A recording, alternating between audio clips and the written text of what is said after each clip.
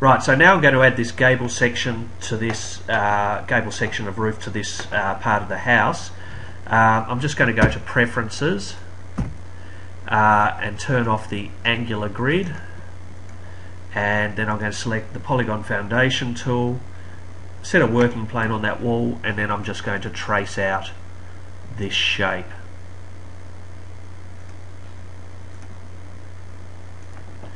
Get to the last point and click the right button. Now if you find that the section you're trying to do is very narrow, you might get this effect where the lines turn blue, and when you click the left button you're actually missing a point. What you need to do is simply resize these control points by going to Object Options and just typing in a smaller value just to make the control point smaller. Go to the Draw tool, click and drag the left button and add a new point in. Okay, so now we've got our basic framing of this house. What I'm going to do is drag that back to that point, click on the frame, go Build Roof Base. Now in this instance, Build Roof Base is simply cloning a shape, and I'm going to set the base height as the spacing, 0 overhang, and I'm going to make the thickness 10 centimeters and click Build. Click on the next one, go Build. Click on the next one and go Build. Click on the next one and I can hit the Tab key and hit Build. Click on the next one, go Build. Now you don't, if you can't see these beams, you don't actually have to build them. I'm really just doing it just so I can have exposed beams inside the house. And there we go, one more, like so.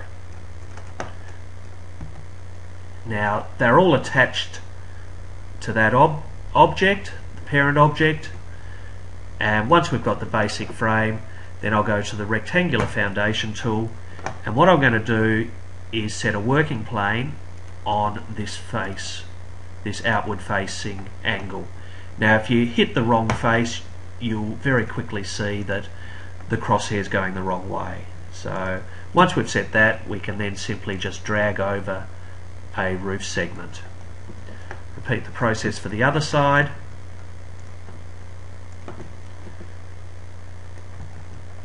Like so. Now we can see over here that it needs a little bit of cleaning up, so simply focus in on that area, go to Move Mode and drag. You might need to turn the grid back on for this, so if I go back to Grid, enable the angular grid, click Apply, and then we'll just move these points. Just make sure you square each point up after you've moved it.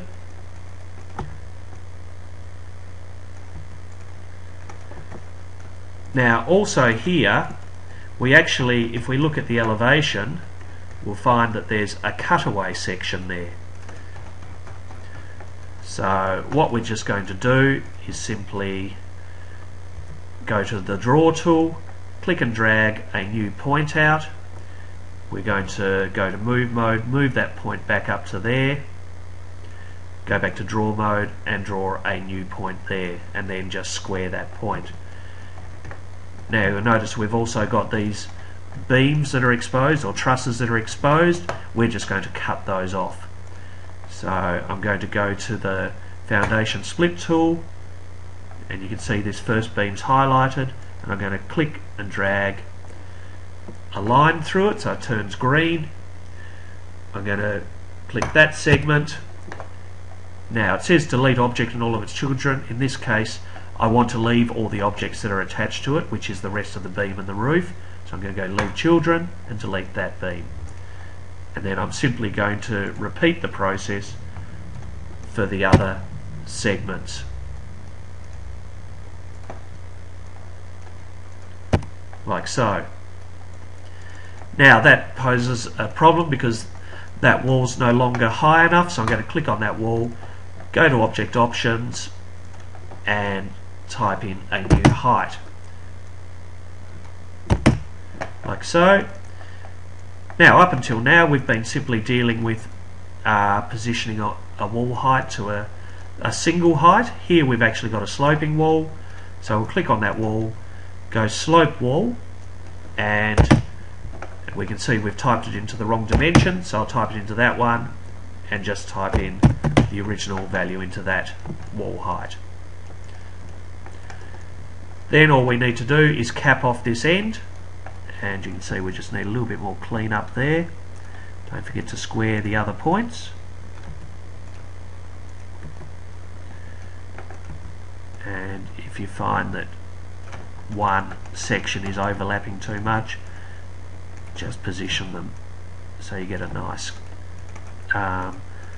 gable.